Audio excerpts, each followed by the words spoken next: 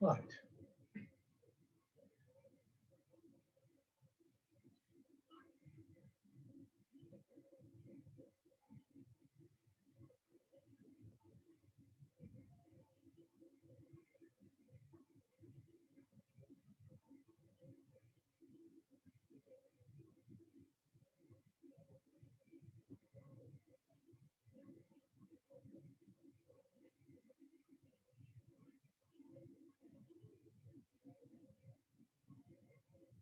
So just take a couple of slow, gentle breaths.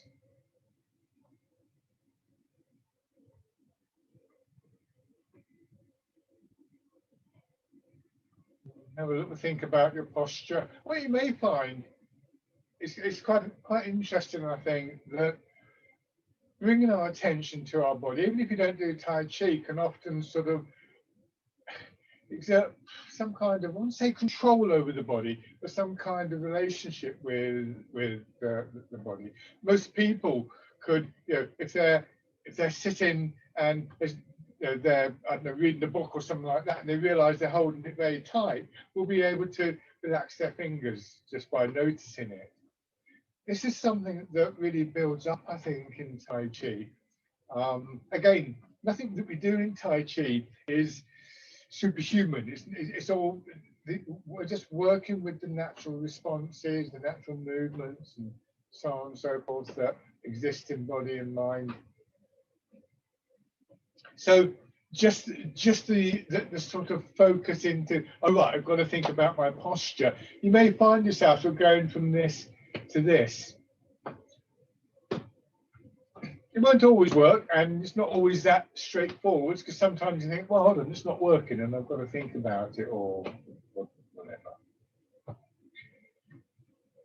And it's something that you can build in to just your daily activities, walking down the road, walking around the shop, whatever, standing doing the washing up.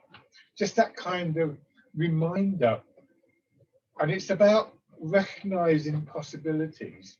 We unconsciously get into a mindset where standing up, moving around, having good posture is a struggle. And there can be all sorts of reasons for that. Somebody I know who's a physiotherapist, but also does Tai Chi, his speciality is people in chronic pain. And he was talking about somebody who was sent to him, works in NHS. And she couldn't lift her arm up because it was really painful. And she was somebody with a bit of kind of like shall we say, limited understanding. But even so, kind of was important for her to be able to move her arm, of course. And he couldn't find a way to sort of help her. And in the end, he said to her, well, why do you think you can't move your arm? And she said, well, because it's broken. And he went, what? And he went to her medical records and did indeed find that she'd broken her arm, but some years before. And the break, of course, had healed. A broken arm isn't a massive injury in most cases. So the break had healed. But nobody had explained to her that her arm was better. And she needed somebody to have explained that to her. So he managed to explain to her that the arm was better. And she started to be able to move her arm. That's quite an extreme case, but I think we often do that. If we've had some kind of injury, some kind of condition, be it physical or mental or emotional or social or whatever, we unconsciously become conditioned into thinking this is how it is, rather than seeing those things as a starting point. Tai Chi helps us to overcome that sort of self-conditioning process, I think, not always self-conditioning.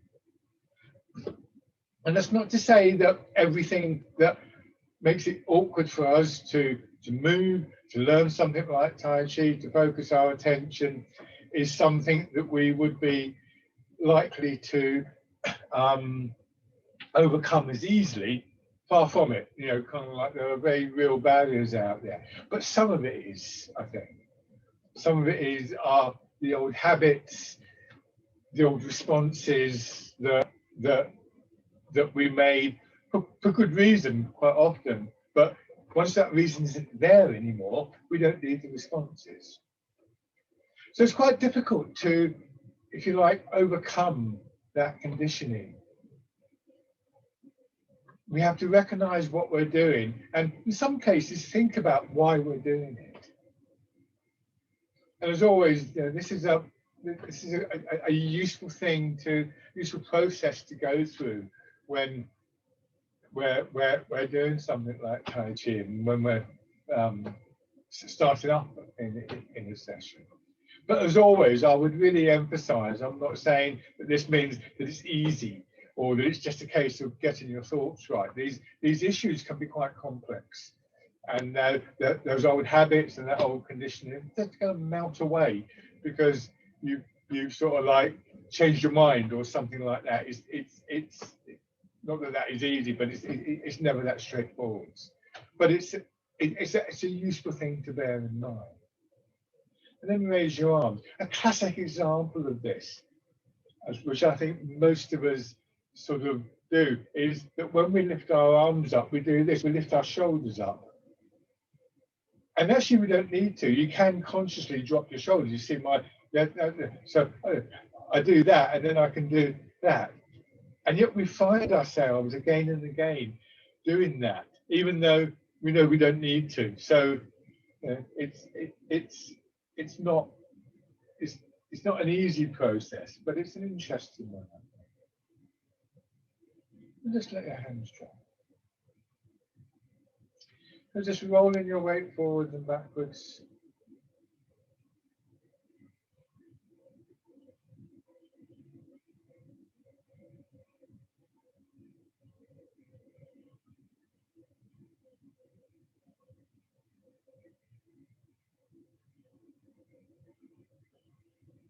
Towards the balls of your feet, back towards your heel. Feeling the movement. And I like this exercise. It's a very simple exercise, but with many different elements associated with it.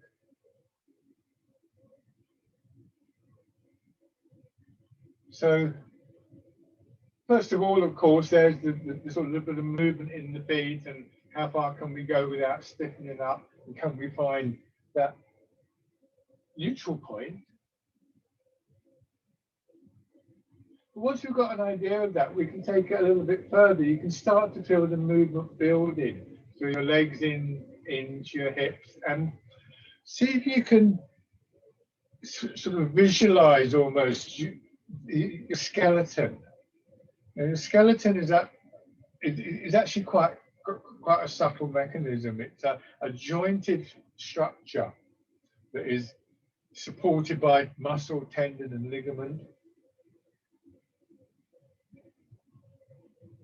And I've used before the image of a plant in water. So when a plant floats forward and backwards in water, it shouldn't take a lot of effort to just get a little bit of movement. So rather than thinking, as we often do, say, of what our arms or our hands are doing, what we're thinking about here is just whether that little bit of movement in the feet, the weight moving, has an effect on, say, the shin bone between the ankle and your knee. And maybe just focus on your knee and realize that your knee's moving a little bit. And follow the movement up into your hips and your pelvis, to your spine, to your shoulders, and just feel how the movement builds apparently without an effort. Now, there's clearly an effort being made in terms of the posture and in that initial movement, but key thing here is to realize that your intent, shall we say, is for your weight to move in your feet. And yet the echoes of that movement can go right up your body and finally down into your arms and your hands. And we also have this image of moving through water. So it's quite natural for our hands to lag behind a little bit.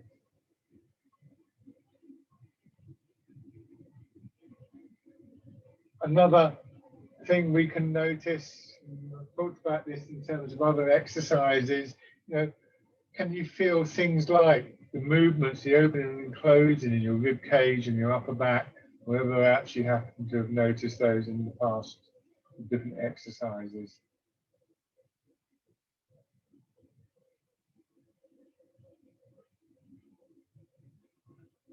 So by building the movement in increments, I suppose we could say, we end up with much more movement in our fingers than we're experiencing in our feet.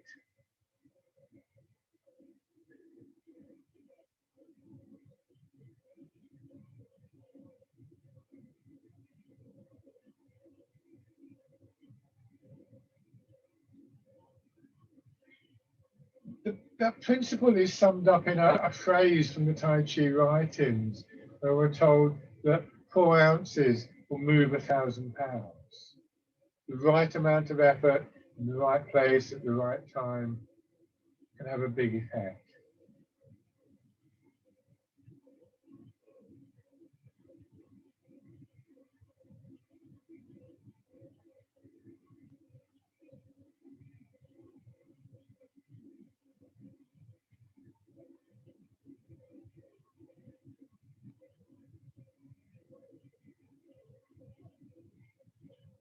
If we then also notice that, particularly as we go forwards, there's a sort of lengthening in the spine between the back of the skull and the tail of the spine, because the hips are already dropping back. When we go back, it's the opposite. The spine gets slightly compressed. And so we move forwards, but there's the springiness in the legs and that springiness in the spine, creating not just a forward movement, but an upward movement. It's almost like you're sort of doing this, except don't do that because that'll happen.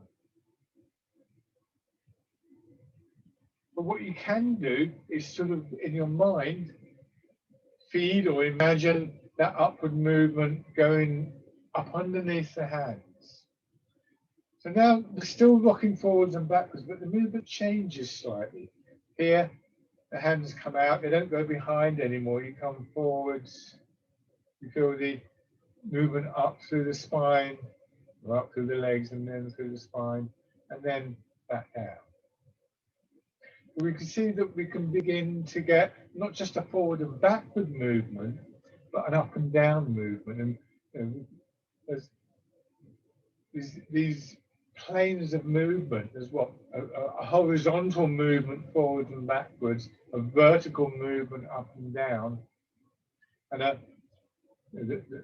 not in this exercise, but in other exercises, the left to right movement.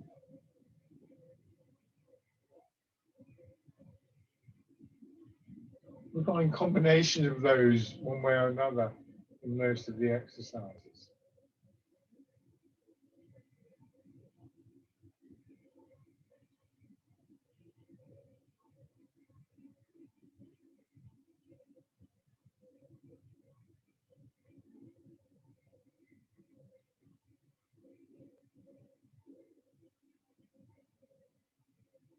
So now, this time, stop at that point just behind the balls of your feet or wherever you happen to feel the neutral point. Let your hips sink back, feel the compression in your legs, and then the push up into rooting down.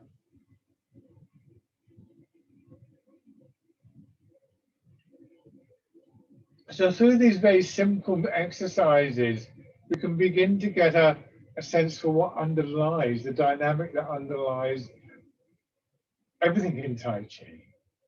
It gets a lot more complex. But essentially the process that I've just described and that we've just experienced, hopefully, is to yield to the pull of gravity, to respond to that yielding to the pull of gravity, to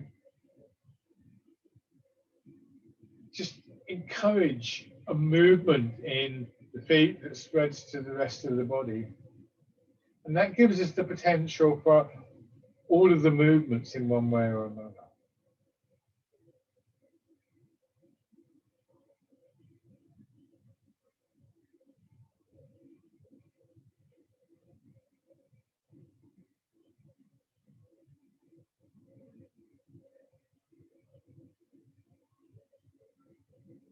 Change into the wild goose.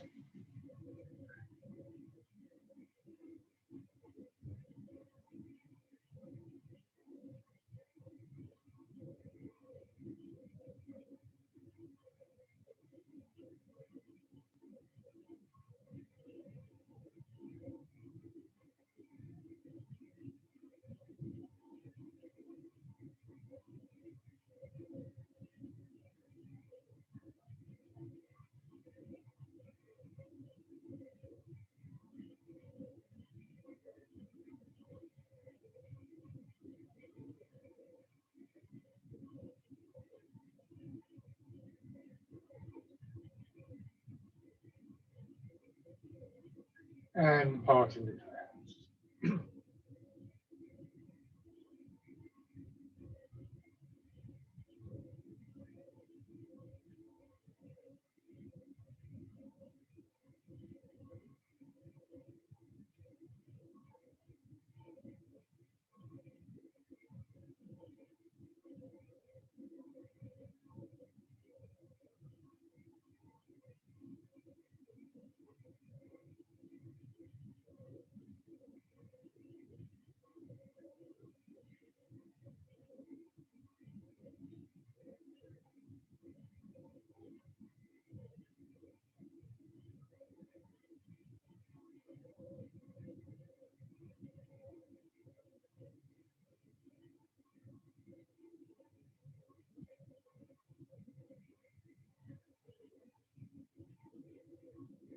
One more time.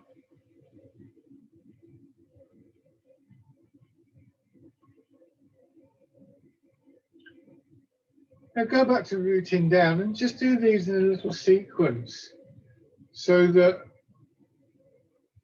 we can just focus on what is similar, but also what is different between the three movements.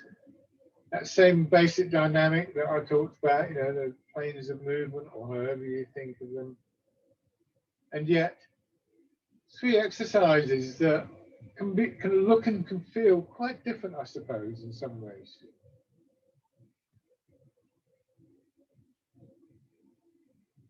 Now, some of that is to do with the imagery of the movement and how we respond to that.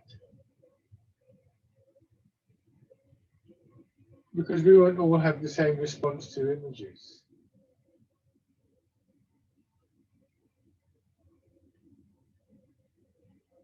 But some of it will also be experienced as a physical change. So, for instance, and this is only one way of looking at this. So if your experience is different, then don't disregard it. But here, it's a relatively economic, compact movement. A little bit of a push up through the body, not that high. But now as we change to the wild goose, with the arms going out, you feel an opening perhaps in the side. But now there's a kind of folding in, the hands actually cross here. So here the back is very open, but that openness pushes into the front and upwards. Very expansive movement.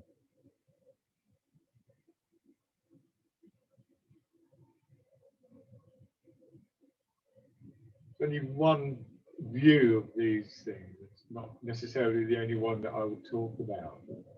Just to give you an insight, perhaps, into this integration of mind, body, and energy in the movements that we make.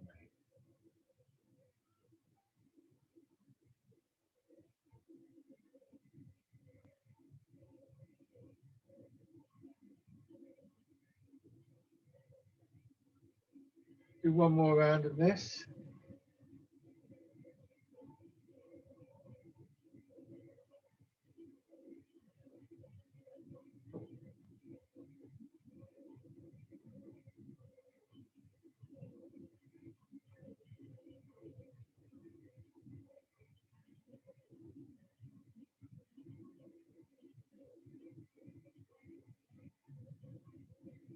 And then changing, dragon plucks the stars from the sky.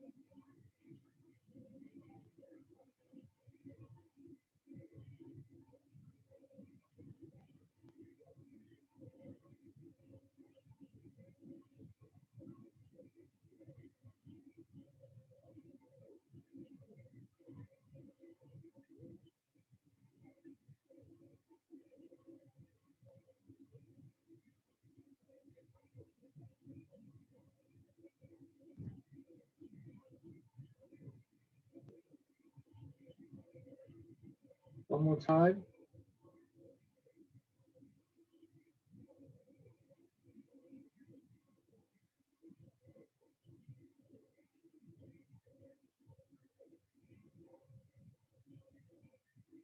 And change.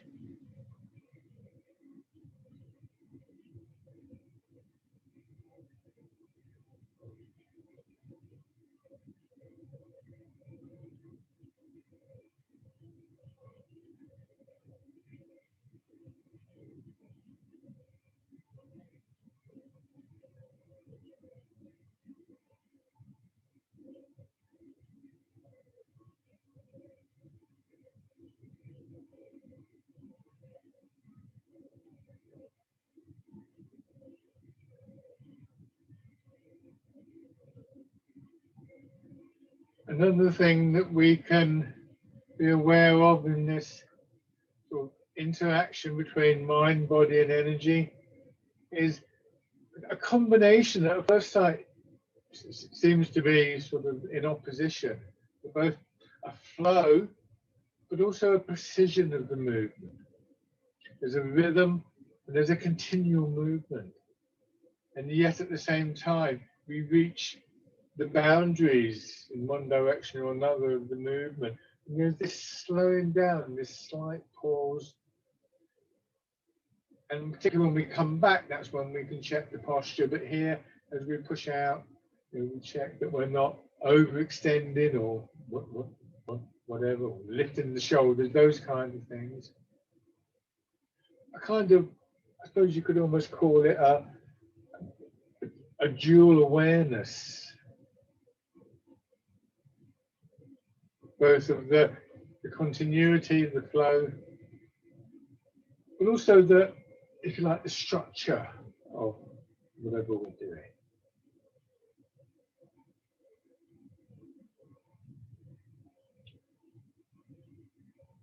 Right, I think Tai Chi is, in some senses, as much a kind of exercise for our brains, sort of like the functions of the brain and the nervous system.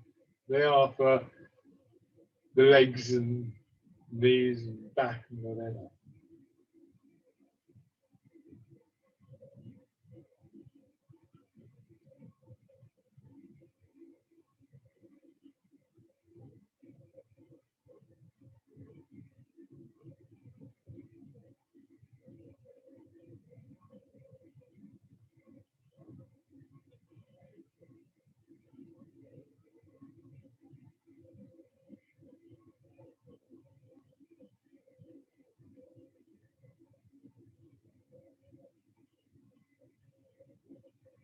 and then changing.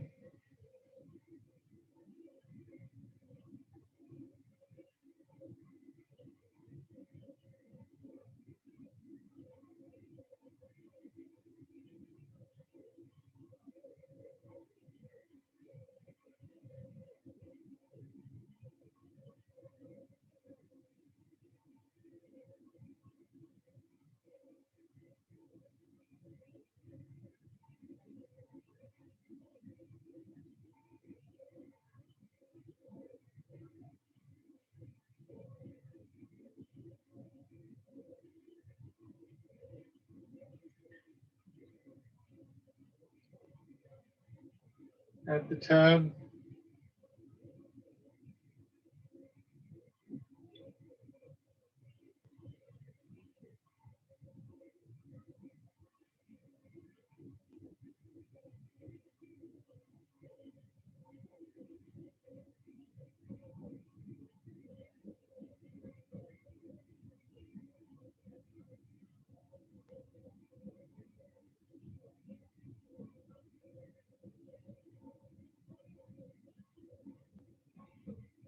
And then switch sides.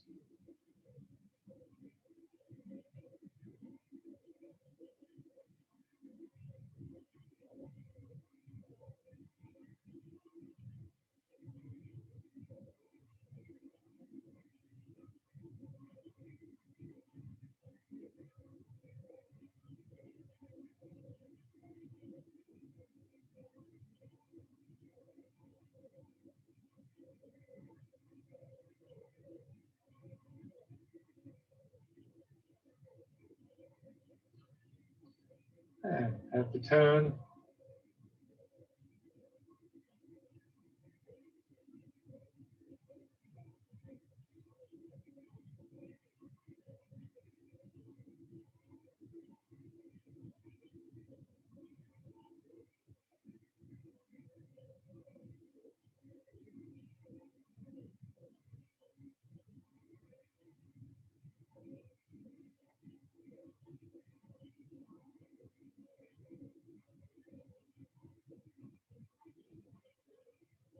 Roundabout in the middle of the leg. Vertical tilting in your pelvis, sending your hips back, as I explained before, and then letting them drop down. Not a back bend, but an extension forward. That same lengthening in your back that we experienced before, but with an awareness of that line, that vertical line through your body. So you're sort of, it's almost like a kind of slightly oddly shaped seesaw. You're pivoting on the legs and maintaining that sense of vertical equilibrium by getting a sort of balance, if you like, between the hips going back and the upper part of your body going forwards.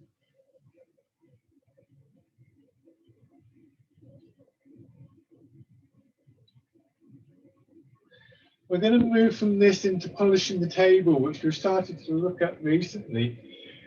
It's just a word of warning. What we're doing is we're doing that tilting forward, but we're also going to add a rotation into that.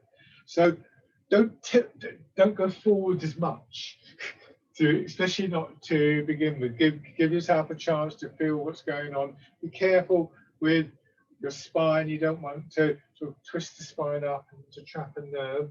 So here, this time, turn. And as your hips go back, just swing forwards. You can see really quite sort of loose. So this is the basic movement. Hips go back, but I'm turning at the same time. And I come back to here, and then I go the other way. Once you've done it like this a few times and you're more aware of what's going on and how your back and your spine are responding, how they feel with the movement, then you might want to go a little bit further. Keep your hands at about a point just above your hips, really. and your shoulders and your head go down towards them.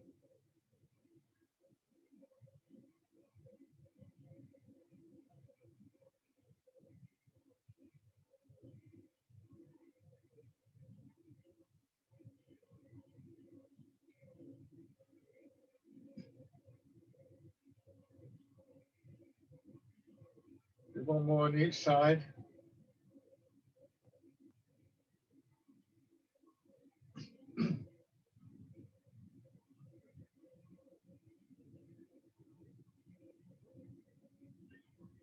Good. And then stand it.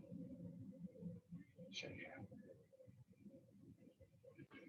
So obviously with that one and with a few of the other exercises, there's a degree of stretching involved in that.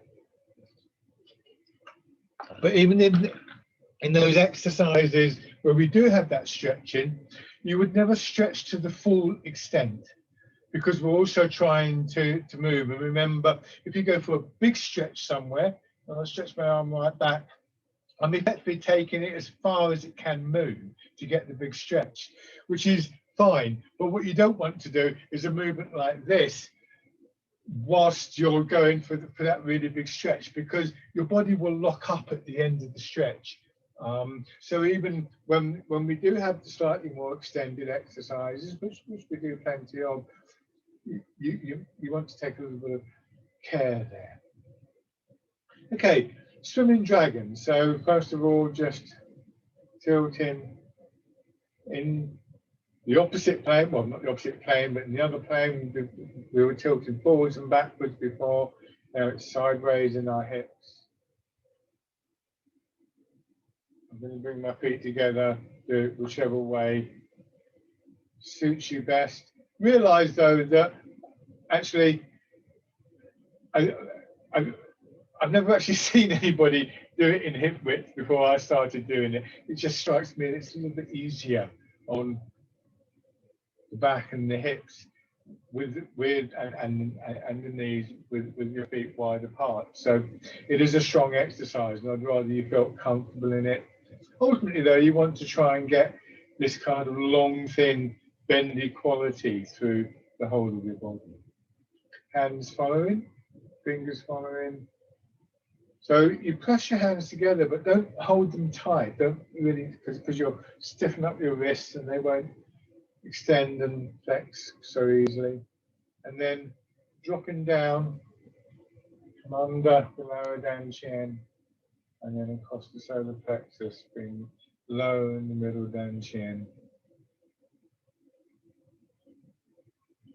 Then the ribs and the head coming up over the top of the head for the upper dantian. And like that.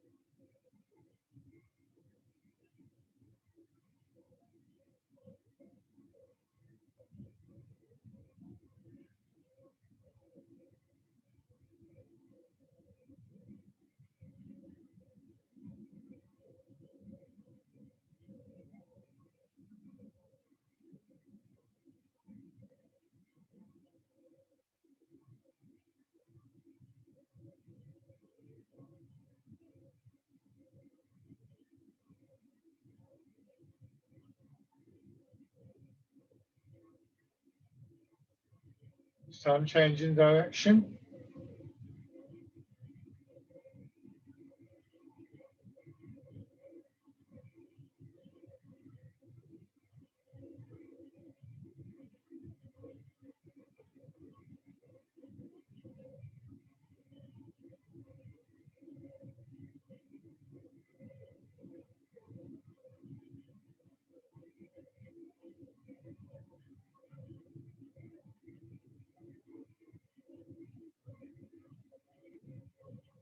Remember, when you go for that lowest point, don't lean forwards.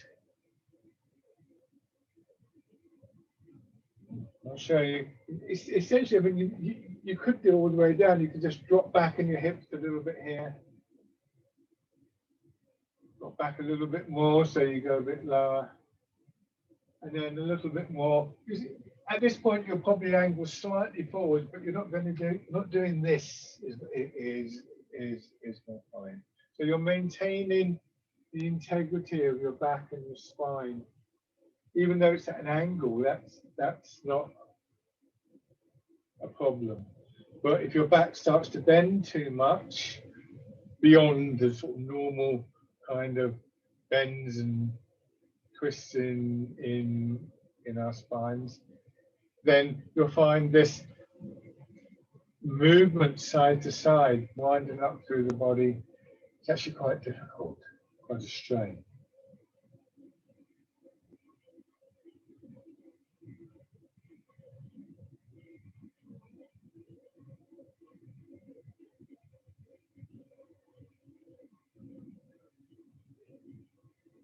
Okay, and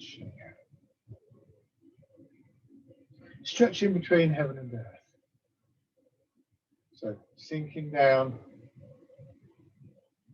and the expansion in your body, pushing your hands apart, and your contraction back down. They almost touch as their side pass. So remember, everything in Tai Chi and Qigong is aimed to enhance movement, which is odd because there's also a very still quality about it, as we know. But that movement, that flow of energy through the body.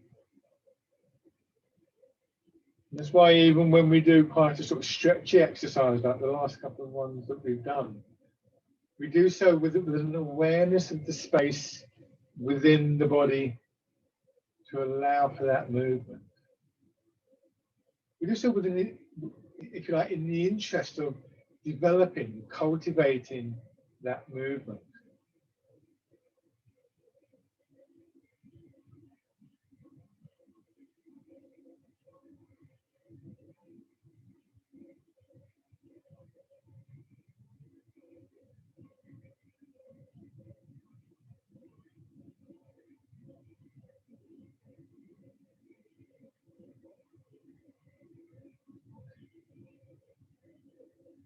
Imagine as you turn your hands in, there's a big ball between them.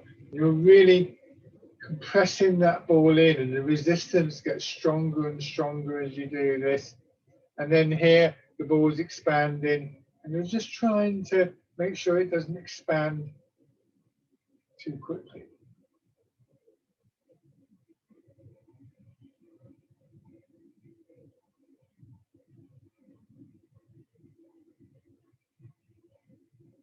And then if it's suitable for you, you can begin to move your weight.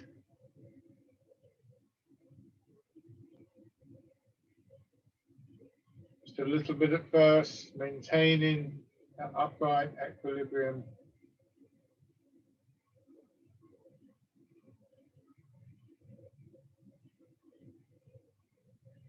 Taking the stages to whatever point suits you.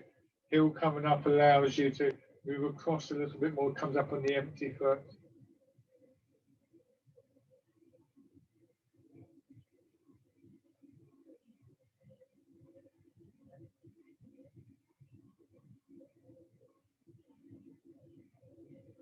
Bring the foot in, step out, drop down in the middle of this bit. You find it better to be in a slightly wider stance here. I do find that dropping down of the hips here, and gives me a little bit more time and space to really find my alignment over the supporting leg. And then maybe just raising the foot. You go down a little bit on the supporting leg, but be very careful with that. It's obviously quite strong on the knee.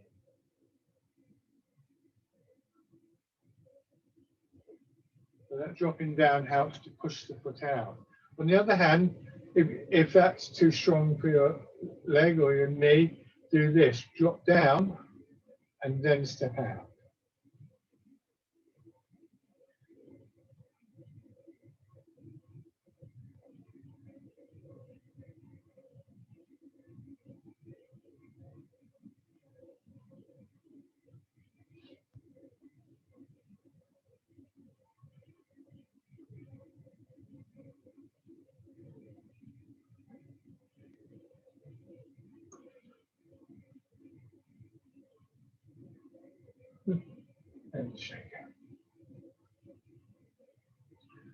1 foot forwards. Transferring your weight.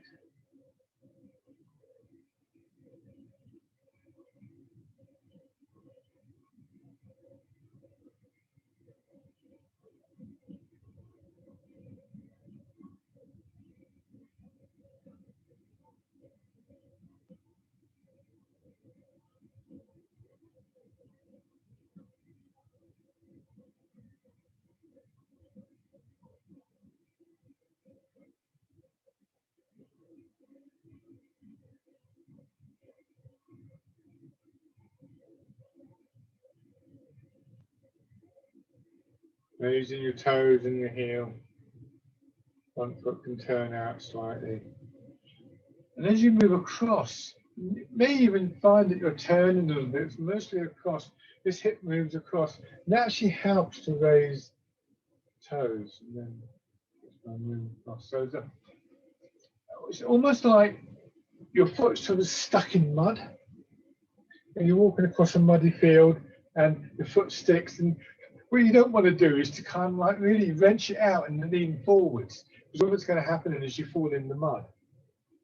So you've got to find a way to pull the foot out without actually falling over, which is quite tricky, really.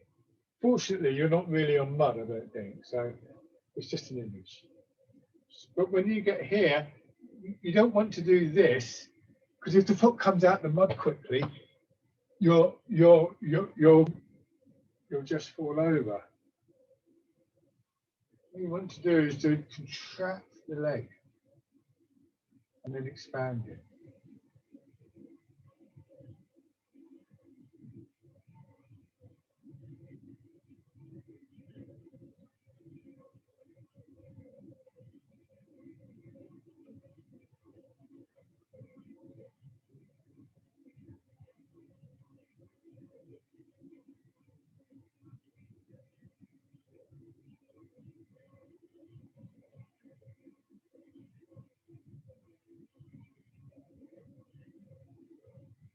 On the other side. This whole time you're maintaining a vertical posture. So there's none of this idea of the hips going back so the head and shoulders can go forwards in this exercise.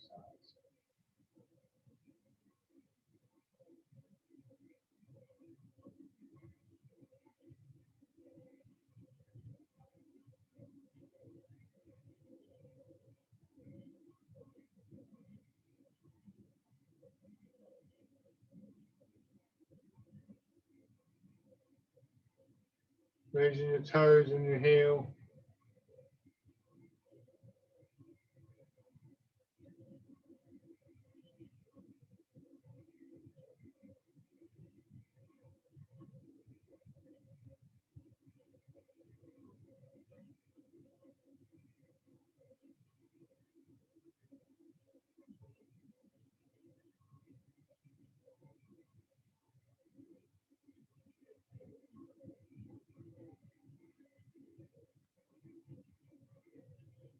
Stepping in.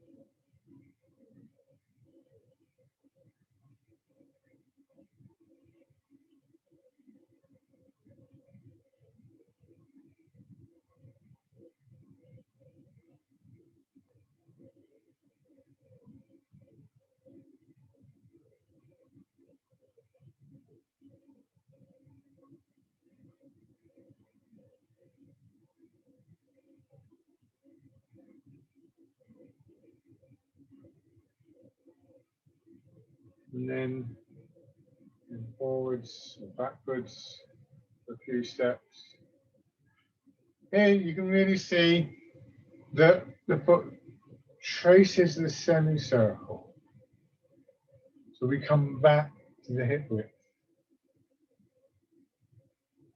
This could be seen as another function of that movement in the middle of the body. We could almost do this and then this, except that would be exaggerated. When I come back again here, if I do a big turn, you can see it.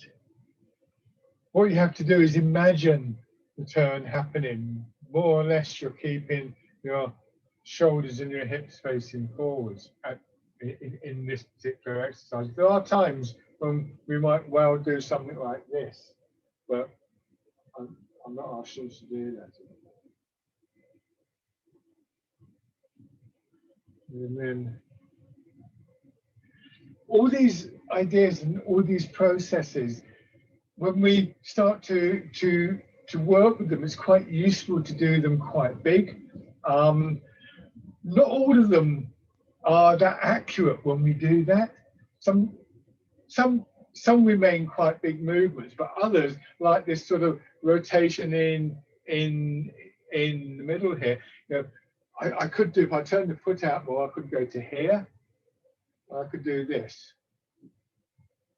And there might be times when I do that. Some of you who have done some of the Tai Chi forms and that will recognize that we do that. Going back, it would look like something like this. You can see there. But other times, that is still going on, but there's, you know, we almost imagine the small rotation, the small circling in the lower Dan Chien. So not all of it is visible. This is an internal art. Okay, so have your right foot forward, sink back, pushing forwards. And remember that when we were swaying in the river, there's a similar kind of thing going on when we were doing the up and down movement, open and close. Same kind of idea here.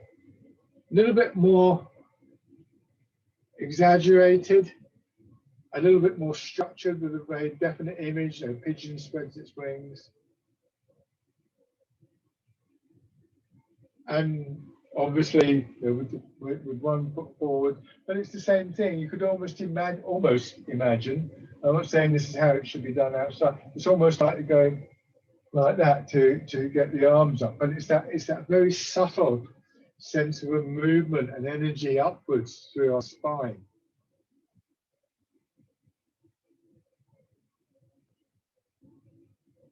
Once we've identified it, we have less need for the externalized movement.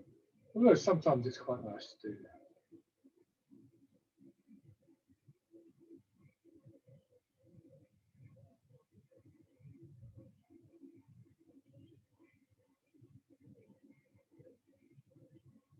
One more time.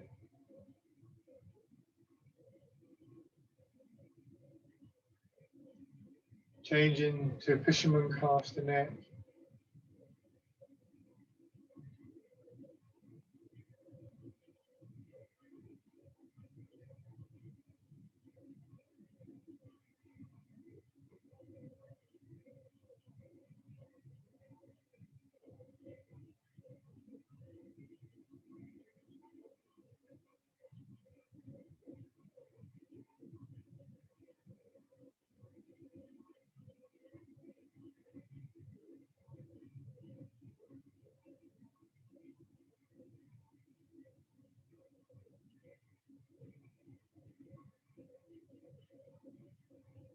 And change, pushing away.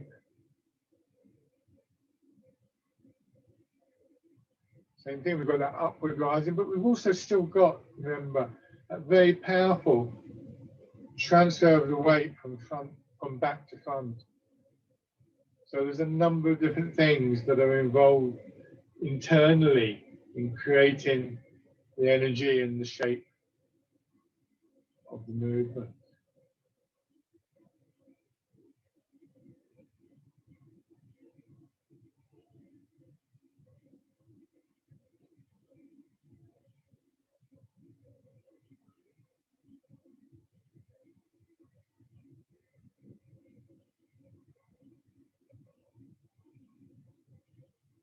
One more time.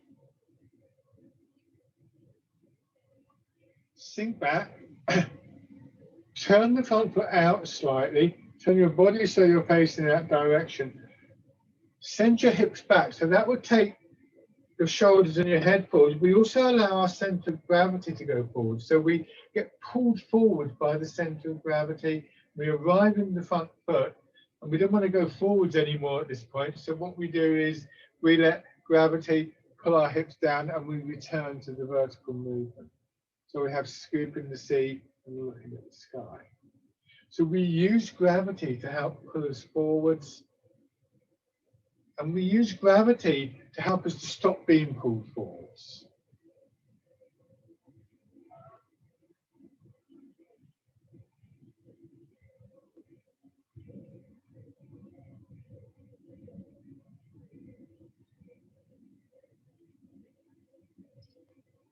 You may even find you can go down lower. That suits you. Be careful of your knee, your back knee. You may even find here that you go back slightly. But be careful with that movement. It's this, not this, because that throws the back out line. It's the hips going forwards that do that. I mean, be really careful of that. But build the movement up slowly and listen to your body as you do. Scooping the sea and looking at the sky. Okay, shake out. Left foot forwards. So, pigeon goes this way.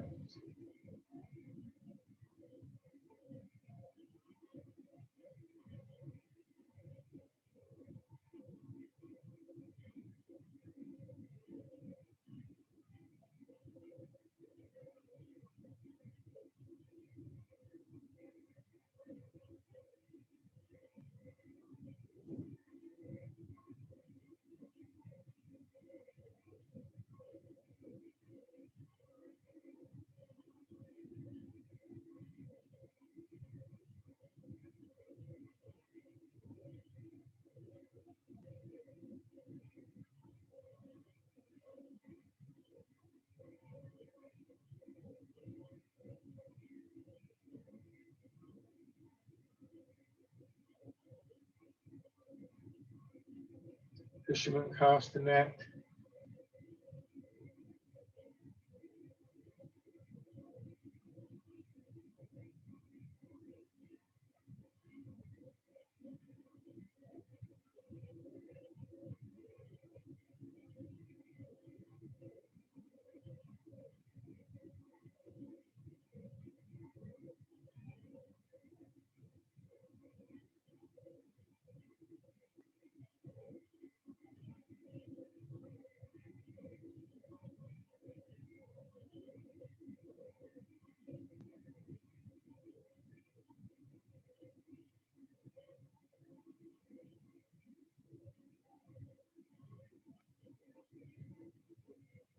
Pushing a wave now.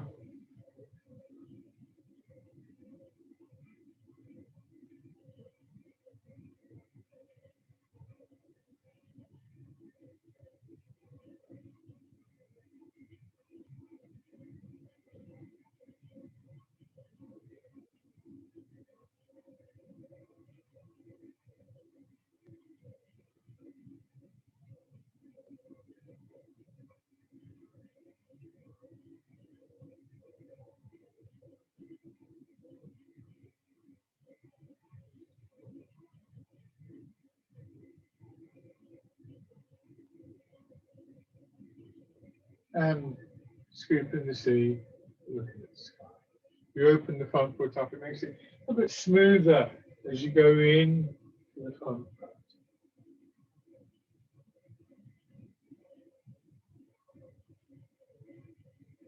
Another exercise where it's a bit stretchy, but as always, never that full stretch. You don't want to lock out the knee and strain it. And to retain the potential for a little bit of movement. So, for instance, if your calf muscle is fully extended, then it will block the movement there until you start to actively go forwards.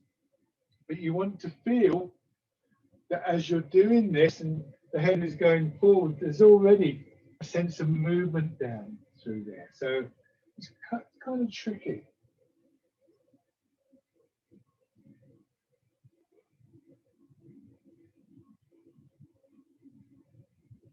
One more time.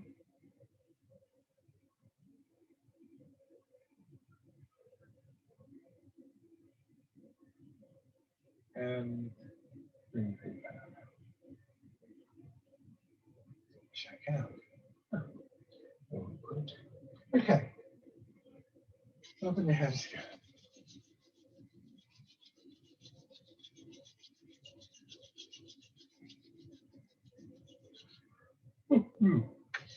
Tap it over your face.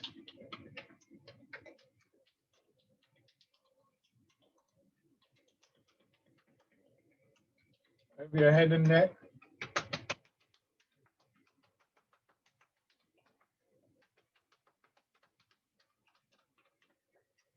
Down to one shoulder. Arm.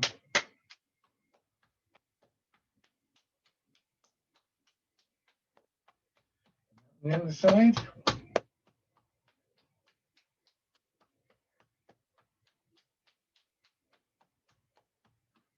And your back.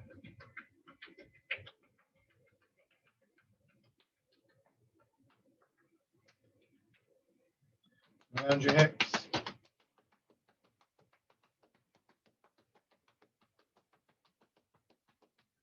Legs.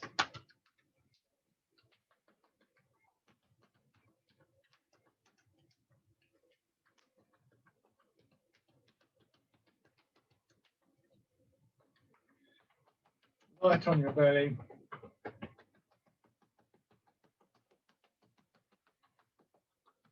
And the upper part of the chest.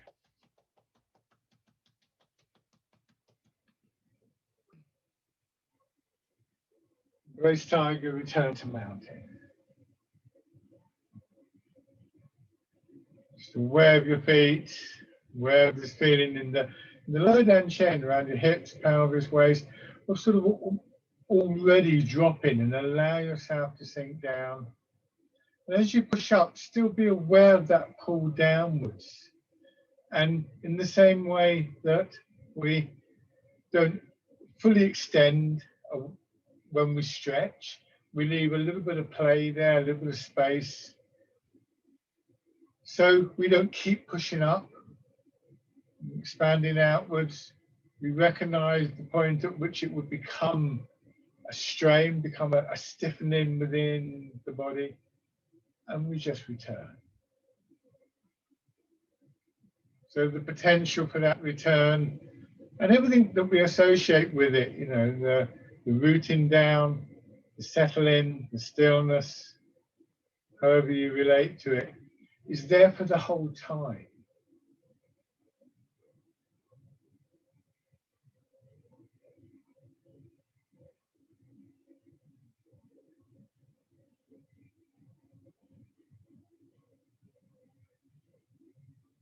One more round.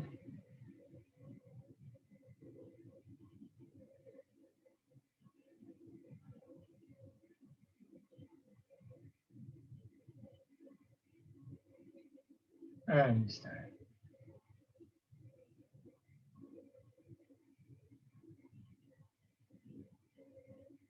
And shake. Lovely. Just so that you know, this will be on the weekly mail out, but this class won't be happening next week. It's just a one-off, so it's going to carry on. But there'll be no Monday lunchtime class next week. And so, but I will remind people of that.